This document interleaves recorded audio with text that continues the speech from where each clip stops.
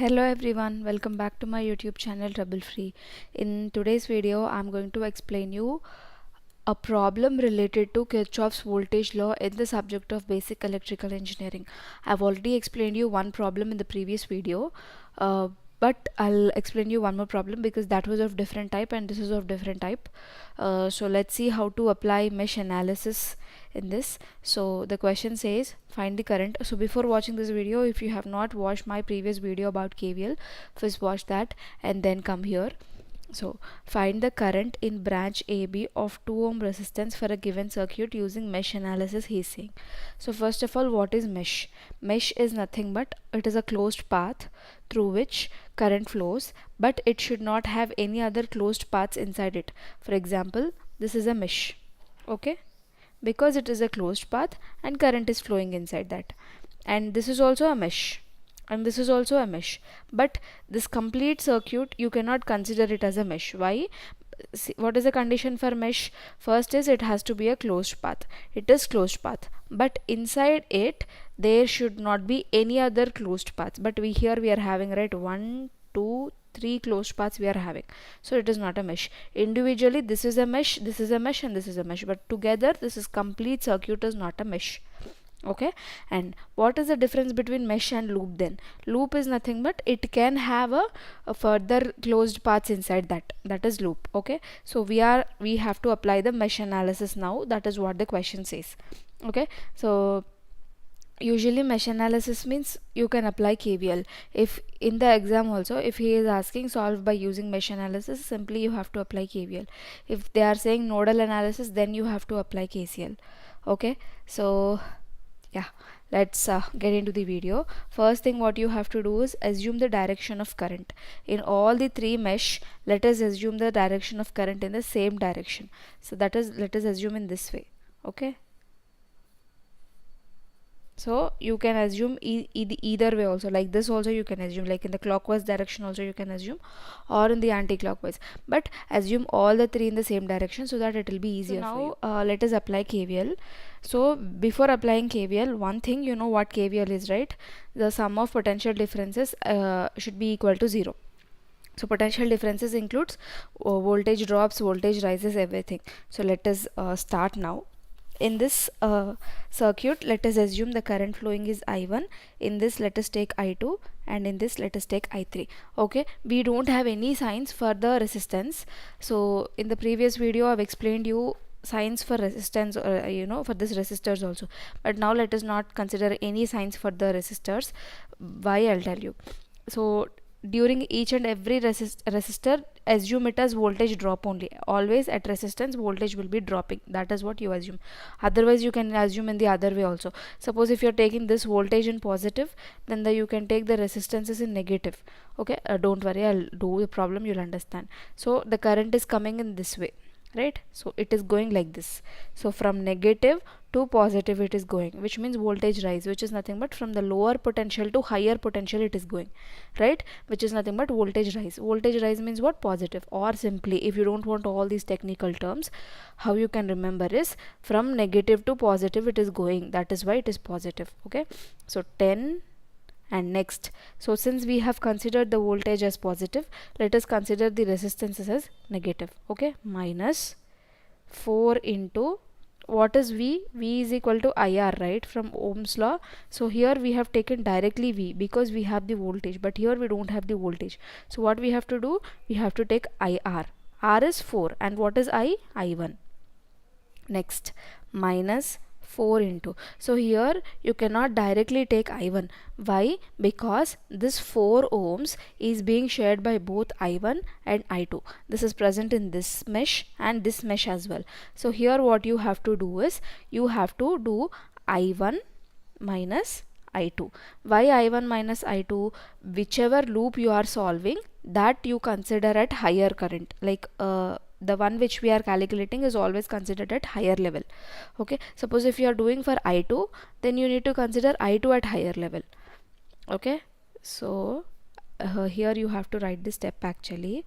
Apply KVL in loop 1 or mesh 1. Okay, once you solve this equation, what you will get? Minus 4i minus minus plus 4i2 is equal to 0, which is nothing but minus 8i plus 4i2. You send this 10 to this side, it becomes minus 10. Okay, so this is equation number 1, let us assume. Now apply KVL in loop 2. Loop 2 also same, but here do we have any voltage sources? No, right? No voltage source. Directly all resistances only. All resistance take negative only. Minus, so let us start with this 2. 2 is not shared with anyone, only I2. So 2I2 directly you can write. Next, minus, let us do for this 4. 4 into 4 is shared with both I1 and I2, but now we are doing for which loop? We are doing for the second loop. So whichever loop we are doing, that should be considered at higher level. That means you will get, instead of I1 minus I2, here you will get I2 minus I1. Why? Because we are doing for the second loop. Okay, next, minus 2. 2 into, and 2 also is shared by both I2 and I3, but for which loop we are doing? For the second loop. That's why what we have to consider at higher? I2. So I2 minus I3 is equal to 0. So once you open up the brackets, what you get? 2I2 minus 4I2 minus into minus plus 4I1 minus 2I2 minus into minus plus 2I3 is equal to 0. So on solving, like 4I1 minus 2I2 minus 4I2 minus 2I2 minus 8I2 plus 2I3 is equal to 0. So, okay, 4 minus 8 to 2, right? So this is the equation number 2 we got. Okay, next what we will do? We will apply KVL in loop 3. So once you apply KVL in loop 3, what you will get? See here, we are going from plus to minus, right? So like this, the current is coming like this. So the current is coming from positive to negative. So what you have to take? Minus 20, and the resistance is obviously negative. Minus 2 into, for this one, 2 into, it is being shared with I3 and I2. So when it is being shared with I3 and I2, which one you have to take at higher? I3, because we are solving for this loop. I3 minus I2, and this one minus 4 into, this is not being shared with anyone, right? So directly I3 you can take, is equal to 0. So what you will get? Minus 20 minus 2I3 minus 2 into plus, minus into minus plus 2I2 minus 4I3 is equal to 0, right? So what you will get? You send this 20 to this side, and you will get 2I2 minus 2 minus 4 minus 6I3 is equal to 20. This is equation number 3. Okay, now let us write all these 3 equations here. So we have written all the 3 equations here. Why I have written separately is, here we don't have I3 term, but I have written 0 I3. 0 I3 or no I3 means same, right? And here also 0 I1. Why? Because you can solve these 3 equations by using the calculator. So if you are aware of in the matrices, you will be solving, right? Or by using Cramer's rule also you can solve, or by just solving system of like normal in our 10th grade inter, how we used to solve the equations, like that also you can solve. How to do like that means, first what you have to do, from this equation get an equation for I2 or I1, so that you have to substitute here, and whatever you get from these two, substitute. Like that you can solve, or you can use calculator, or you can use, I mean in calci you can directly substitute the values in the matrix form, or you can also use the Cramer's rule. Okay, whichever rule you want to use, you use that and you have to solve. Then you will get the values of I1 as I have directly solved, 1.093, and I2 is equal to minus 0.312, and I3 is equal to minus 3.437. So if you're not able to solve these, and if you say like I don't know how to solve, just let me know, I'll tell you how to solve. Okay, so now we got this one as positive and these two things we got as negative. What does it mean? So whichever current direction we have assumed here, this is correct. These two are negative we got, right? That is, these two are not correct. That is, the current is flowing in this direction actually, but we have assumed in this direction. That is what we got negative values. Okay, but now what is the question? Find the current in branch AB of 2 ohm resistance for given circuit using mesh analysis.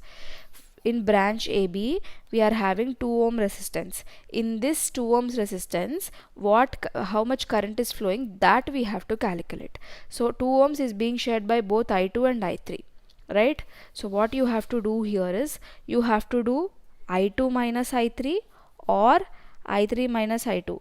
How to decide? First see among I2 and I3 which is having the highest value. This is having the highest value, right? Since they are in negative, don't get confused. 3 is highest, but they are in negatives, right? In negatives reverse. So I2 is having the higher value. Since I2 is having higher value, what you have to do? I2 minus I3 you have to do, which is nothing but 0.312 minus of minus 3.437. You will end up in getting the answer as somewhere like, you get 3.125, you will be getting the answer as. So this is IAB. Okay, in the given AB, the current flowing is 3.125.